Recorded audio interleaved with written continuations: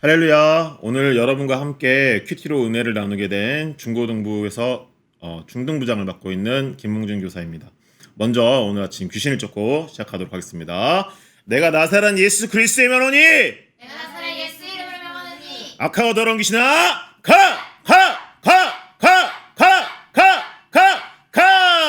간걸 믿으시는 분만 박수로 함께 경고 드리시겠습니다. 네, 그럼 오늘 본문 말씀 읽어주시겠습니다. 오늘의 본문 말씀은 사무엘하 14장 1절에서 24절 말씀입니다. 스루야의 아들 요압이 왕의 마음이 압살롬에게로 향한 줄을 알고 드고아의 사람을 보내 거기서 지혜로운 여인 하나를 데려다가 그에게 이르되 청하건대 너는 상주가 된 것처럼 상복을 입고 기름을 바르지 말고 죽은 사람을 위하여 오래 슬퍼하는 여인같이 하고 왕께 들어가서 그에게 이러이러하게 말하라고 요압이 그의 입에 할 말을 넣어주니라. 드고아 여인이 왕께 아랠 때에 얼굴을 땅에 대고 엎드려 이르되 왕이여 도우소서 하니 왕이 그에게 이르되 무슨 일이냐 하니라. 대답하되 나는 진정으로 과부이니이다. 남편은 죽고 이 여종에게 아들 둘이 있더니 그들이 들에서 싸우나 그들을 말리는 사람이 아무도 없으므로 한 아이가 다른 아이를 쳐 죽인지라. 온 족속이 일어나서 당신의 여종 나를 핍박하여 말하기를 그의 동생을 쳐 죽인 자를 내놓으라. 우리가 그의 동생 죽인 죄를 갚아 그를 죽여 상속자 될 것까지 끊겠노라 오니 그러한즉 그들이 내게 남아있는 숯불을 꺼서 내 남편의 이름과 씨를 세상에 남겨두지 아니하겠나이다 하니 왕이 여인에게 이르되 내 집으로 가라. 내가 너를 위하여 명령을 내리리라 하는지라. 드고아 여인이 왕께 아뢰되 내 주 왕이여 그 죄는 나와 내 아버지의 집으로 돌릴 것이니 왕과 왕위는 허물이 없으리이다. 왕이 이르되 누구든지 내게 말하는 자를 내게로 데려오라. 그가 다시는 너를 건드리지도 못하리라 하니라. 여인이 이르되 청하건대 왕은 왕의 하나님 여호와를 기억하사 원수 갚는 자가 더 죽이지 못하게 하옵소서. 내 아들을 죽일까 두렵나이다 하니 왕이 이르되 여호와께서 살아계심을 두고 맹세하노니 내 아들의 머리카락 하나도 땅에 떨어지지 아니하리라 하니라. 여인이 이르되 청하건대 당신의 여종을 용납하여 한 말씀을 내 주 왕께 여쭙게 하옵소서 하니 그가 이르되 말하라 하니라. 여인이 이르되 그러면 어찌하여 왕께서 하나님의 백성에게 대하여 이같이 생각을 하셨나이까. 이 말씀을 하심으로 왕께서 죄 있는 사람같이 되심은 그 내쫓긴 자를 왕께서 집으로 돌아오게 하지 아니하심이니이다. 우리는 필경 죽으리니 땅에 쏟아진 물을 다시 담지 못함 같을 것이오나 하나님은 생명을 빼앗지 아니하시고 방책을 베푸사 내쫓긴 자가 하나님께 버린 자가 되지 아니하게 하시나이다. 이제 내가 와서 내 주 왕께 이 말씀을 여쭙는 것은 백성들이 나를 두렵게 함으로 당신의 여종이 스스로 말하기를 내가 왕께 여쭈오면 혹시 종이 청하는 것을 왕께서 시행하실 것이라. 왕께서 들으시고 나와 내 아들을 함께 하나님의 기업에서 끊을 자의 손으로부터 주의 종을 구원하시리라 함이니라. 당신의 여종이 또 스스로 말하기를 내 주 왕의 말씀이 나의 위로가 되기를 원한다 하였사오니 이는 내 주 왕께서 하나님의 사자같이 선과 악을 분간하심이니이다. 원하건대 왕의 하나님 여호와께서 왕과 같이 계시옵소서. 왕이 그 여인에게 대답하여 이르되 바라노니 내가 내게 묻는 것을 내게 숨기지 말라. 여인이 이르되 내 주 왕은 말씀하옵소서. 왕이 이르되 이 모든 일에 요압이 너와 함께하였느냐 하니 여인이 대답하여 이르되 내 주 왕의 살아계심을 두고 맹세하옵나니 내 주 왕의 말씀을 좌로나 우로나 옮길 자가 없으리이다. 왕의 종 요압이 내게 명령하였고 그가 이 모든 말을 왕의 여종의 입에 넣어 주었사오니 이는 왕의 종 요압이 이 일의 형편을 바꾸려 하여 이렇게 함이니이다. 내 주 왕의 지혜는 하나님의 사자의 지혜와 같아서 땅에 있는 일을 다 아시나이다 하니라. 왕이 요압에게 이르되 내가 이 일을 허락하였으니 가서 청년 압살롬을 데려오라 하니라. 요압이 땅에 엎드려 절하고 왕을 위하여 복을 빌고 요압이 이르되 내 주 왕이여 종의 구함을 왕이 허락하시니 종이 왕 앞에서 은혜 입은 줄을 오늘 아나이다 하고 요압이 일어나 그 술로 가서 압살롬을 데리고 예루살렘으로 오니 왕이 이르되 그를 그의 집으로 물러가게 하여 내 얼굴을 볼 수 없게 하라 하매 압살롬이 자기 집으로 돌아가고 왕의 얼굴을 보지 못하니라. 아멘. 아멘. 네. 8월 2일 망설이고 미루어 두다. 오늘 사무엘하 14장 1절에서 24절의 말씀인데요. 이 전의 내용을 한번 다시 돌아보면 이새의 말째 아들로 양을 치던 목동이었던 다윗이 사무엘에게 기름 부음을 받고 난 이후에 여러 가지 사건을 거치게 됩니다. 모든 이런 고난과 어려움을 잘 이겨내고 결국 이스라엘의 통치자가 왕이 되었습니다. 여호와의 궤를 다윗 성으로 옮겨왔고 또 하나님을 위해 성전을 짓고 싶어 했고 또 어디를 가든지 늘 하나님 앞에서 행함과 같이 했더니 블레셋과 모압과 이스라엘을 괴롭게 했던 주변의 모든 나라들로 하여금 그 하나님께서 다윗에게 이기게 하셨습니다. 그랬던 다윗이 밧세바와의 간음 사건을 통해서 죄를 짓게 되었고 결국 그 죄를 숨기려고 더 끔찍한 죄를 짓는 결국 그래서 그 우리아를 죽게 만드는 죄를 범하게 되었습니다. 결국 나단 선지자를 통해서 자신의 죄를 깨달아 회개하였지만 그 죄의 대가를 치르게 됩니다. 또한 다윗이 그의 아들인 암논이 여동생 다말을 속여서 강제로 범하는 일이 발생했습니다. 저희 지난주에 봤던 말씀들이죠. 정말 그렇게 끔찍한 일이 생겼음에도 불구하고 자신의 죄 때문에 이러한 결과들이 이러한 일들이 생겼다라는 걸 알게 된 다윗은 그 죄책감으로 인해서 아무런 행동도 취하지 못했습니다. 그 모든 것들이 자신의 죄의 보응이었다라는 걸 알았기 때문인데 그 사이에 이제 자신의 누이에게 생긴 이 일을 통해서 분노가 일었던 압살롬은 암논을 죽이기 위해서 2년 동안 되게 주도 면밀하게 준비했고 결국 암논을 죽이고 구슬로 도망가게 됩니다.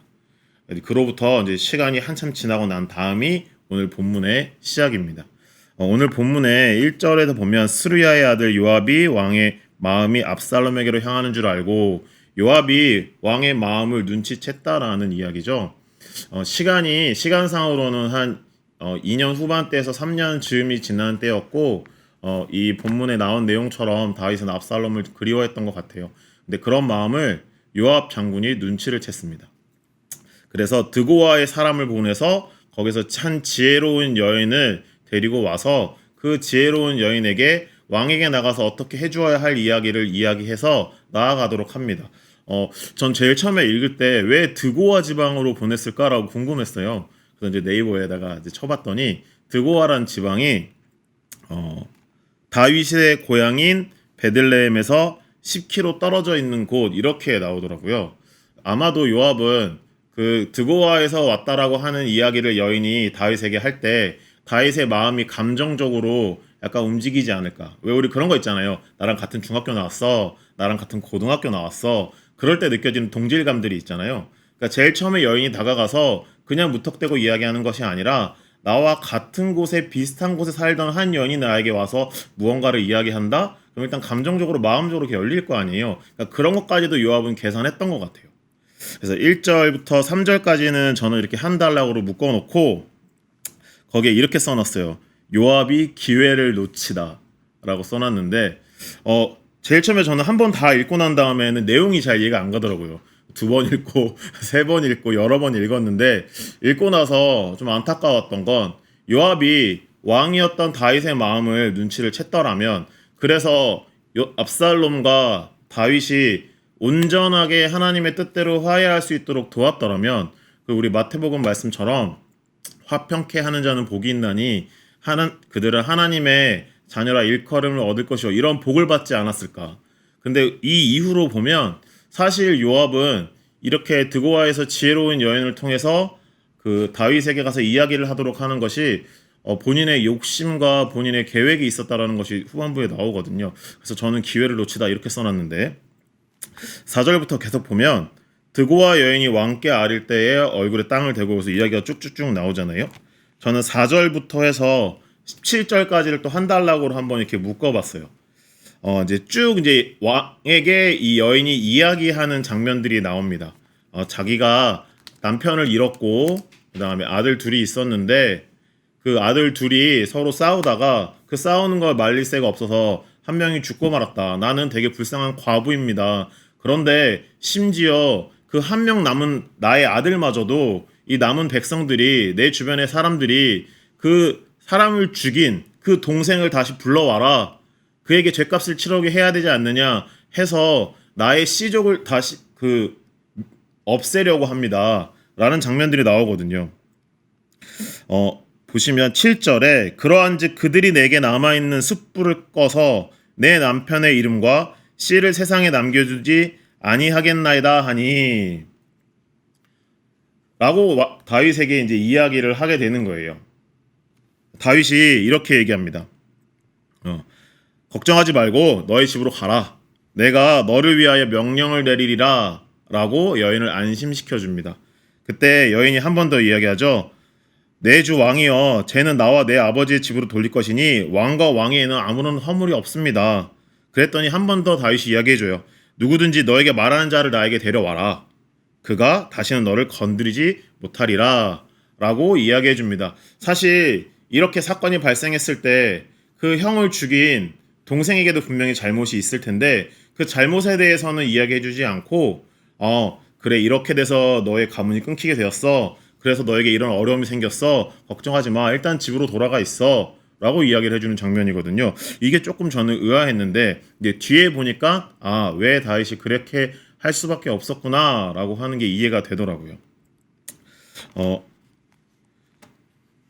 11절과 12절에 넘어가서 이제 13절에 딱 이르면 이제 여인이 이르되 라고 이야기하는 장면이 나옵니다. 저는 여기다 결정타 라고 이렇게 적어놨거든요.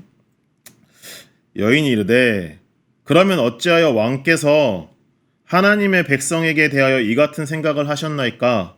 이 말씀을 하심으로 왕께서 죄 있는 사람같이 되심은 그 내쫓긴 자를 왕께서 집으로 돌아오게 하지 아니하심이니이다 라고 이야기를 하거든요. 왕이시여 내가 이렇게 이야기를 했는데 그럼 도대체 왕께서는 나에게는 그렇게 한다고 하시고 왜 왕은 그렇게 하지 않으십니까? 라는 이야기예요. 왜냐하면 압살롬이 지금 그슬로 도망가 있잖아요. 그 암논을 죽이고 나서 이 두 아들의 비유를 들어서 여인이 다윗 왕에게 이야기를 하는 장면인 거예요. 내 이야기를 듣고 나를 그렇게 지키고 보호하겠다고 했던 왕은 그러면 도망가 있는 그 압살롬은 왜 용서해서 다시 돌아오게끔 하지 않으십니까? 그렇게 묻는 장면이거든요. 14절에 우리는 필경 죽으리니 땅에 쏟아진 물을 다시 담지 못함 같을 것이오나 하나님은 생명을 빼앗지 아니하시고 방책을 베푸사 내쫓긴 자가 하나님께 버린 자가 되지 아니하게 하시나이다. 이렇게 나오거든요.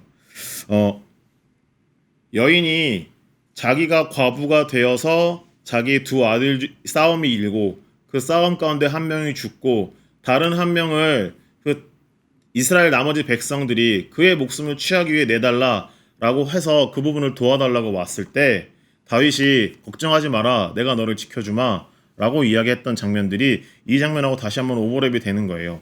그러면서 이제 이때 다윗이 아마 깨달았겠죠?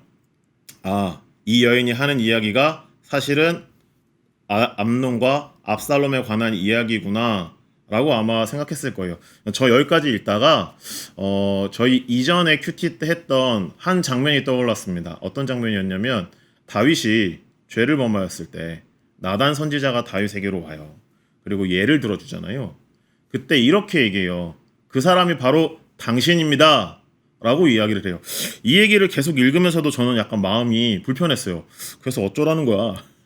약간 그런 마음이 들었거든요.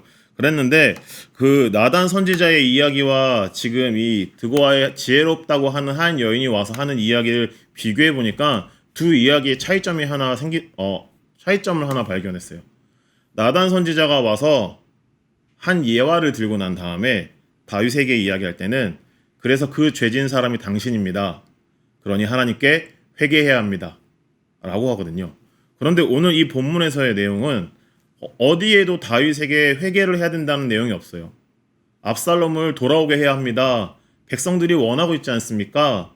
당신이 이와 같이 지혜롭게 판결하실 수 있으면서 왜 당신에게 일어난 일에 있어서는 그렇게 지혜롭게 행동하지 않으십니까? 라고 하거든요. 이 어디에도 하나님께 회개해야 된다, 죄에 대한 회개가 있어야 된다는 얘기가 없어요. 15절에 계속 보면 이제 와서 내 주 왕께 이 말씀을 여쭙는 것은 이제 와서 제가 왕에게 이런 이야기를 하는 건 백성들이 나를 두렵게 함으로 당신의 여종이 스스로 말하기를 내가 왕께 여쭈오면 혹시 종이 청하는 것을 왕께서 시행하실 것이라 백성들이 이러이러합니다 라고 와서 이제 이렇게 이야기를 하고 있는 거거든요.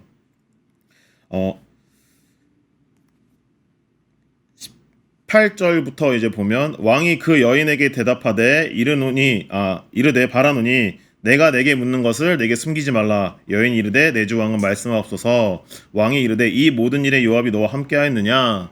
이제 다윗이 깨달았죠. 이 모든 일에 있어서 꾸미고 계획한 건 요압이었구나 라고 말이죠.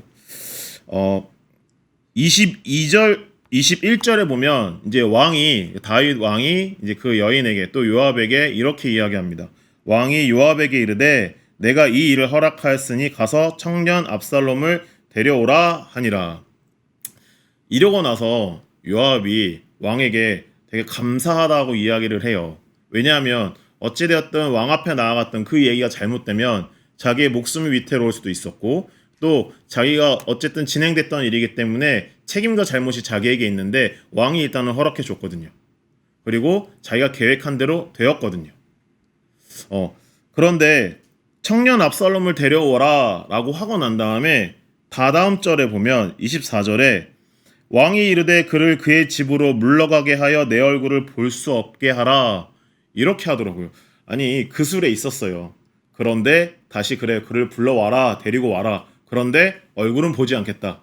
이건 화해한 것도 아니고 화해 안 한 것도 아니라고 생각했어요.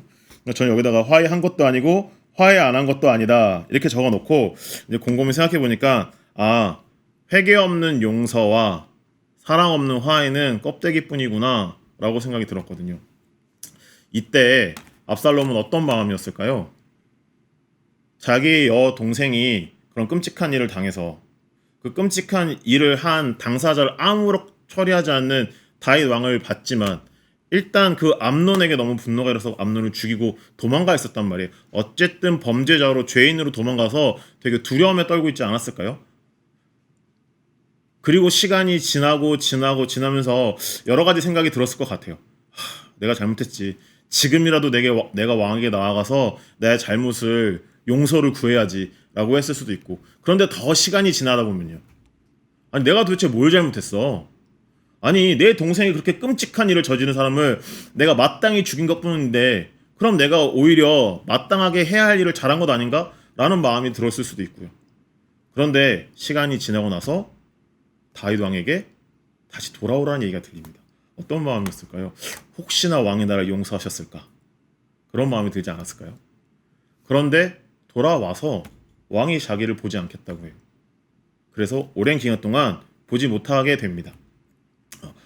요압의 어쨌든 계획이었죠. 인간의 계획으로 인해서 결과적으로는 압살롬이 돌아오게 되고 나중에 이 일이 압살롬이 배신을 하고 반역을 하게 되는 일로 나타나게 됩니다. 또한 이때에 이제 이 말씀을 다 읽고 하나님은 어떤 마음이셨을까 이제 그런 생각이 좀 들었어요. 이제 그런데 이런 마음이 들더라고요. 이때 여인이 이 이야기를 다 마치고 났을 때 다윗은 옛날 이야기가 떠올랐을 거예요. 나단 선지자가 그랬지. 죄를 지었던 나를 하나님이 용서해 주셨지. 그래서 이 이야기를 들었을 때 마음에 품고 있었던 압살롬이라는 이름이 누군가를 통해서 내 귀에 들렸을 때 하나님이 그를 다시 한번 용서케 하라고 하시는 거구나 해서 그를 다시 불러서 진정으로 용서해 주었더라면 어땠을까요? 또 죄인인 잘못을 저질렀으니까 잘못을 저지른 부분에 대해서 불러서 이러한 부분에서는 죄를 지었으니 벌을 주고 그 이후에 그를 더 품고 사랑해 주었다면 압살롬이 달라지지 않았을까요? 그런 생각이 저는 이제 들더라고요. 이 성경을 다 읽고 제가 제일 많이 그 마음에 왔던 단어는 용서라는 단어였어요. 저는 용서라는 단어가 많이 왔는데 용서 받은 사람이 용서할 수 있다. 이제 이런 얘기도 저는 많이 들었고 또 저희 기도 중에 이런 게 있잖아요. 우리가 우리에게 죄진자를 사하여 준 것 같이 우리의 죄를 사하여 주옵시고. 예전엔 이 기도의 이 한 문장이 저는 내가 누군가를 용서할 수 있는 권리가 있다라고 생각했어요. 그래, 내가 용서해 줄게. 그래, 내가 품어 줄게. 그래, 내가 이해해 줄게. 라고 생각했거든요. 그러면 내 하나님이 기뻐하실 거야. 그러면 내가 기도하는 것도 하나님 들어주신대. 단순하게 그렇게 생각했거든요. 근데 오늘 본문을 읽으면서 용서라는 단어에 대해서 조금 더 이렇게 깊이 묵상하다 보니까 이제 그런 깨달음을 저는 얻을 수 있었어요. 죄 지은 자를 내가 용서할 수 있는 것, 나에게 잘못한 자를 내가 용서할 수 있는 건 아마 우리가 이미 죄인 되었을 때에 예수님에게 용서를 받았기 때문이구나. 그래서 이미 내가 그 예수님께 받은 용서로 말미암아 내가 그들을 용서할 수 있는 거구나. 그러니까 내가 누군가를 용서할 때 당신의 목숨으로, 당신의 피값으로 나의 죄를 용서해 주신 예수님께서 그 장면을 보면 기뻐하지 않으실까? 이런 깨달음이 얻어지게 되더라고요. 또 오늘 이제 큐티 제목처럼 아직 회개하지 못하고 하나님 앞에 망설이고 미루어둔 죄가 혹시 있으신가요? 그렇다면 오늘 바로 지금 하나님 앞에 나아갈 좋은 기회입니다. 오늘 이 본문 말씀처럼 망설이고 미뤄두지 마시고 내가 하나님 앞에 혹시나 회개하지 못한 죄가 있다면 이 아침에 하나님 앞에 회개함으로 깨끗하고 정직하고 청결하게 시작하는 하루 되시기를 축복합니다. 아멘. 구호 외치고 오늘 큐티를 마치도록 하겠습니다. 구호 준비, 런 앤 플레이 시작. 이대로는 안 된다. 일어나 빛을 발하자. 유아유치부 화이팅. 유초등부 화이팅. 중고등부 화이팅. 박수라니까 노래하셨습니다.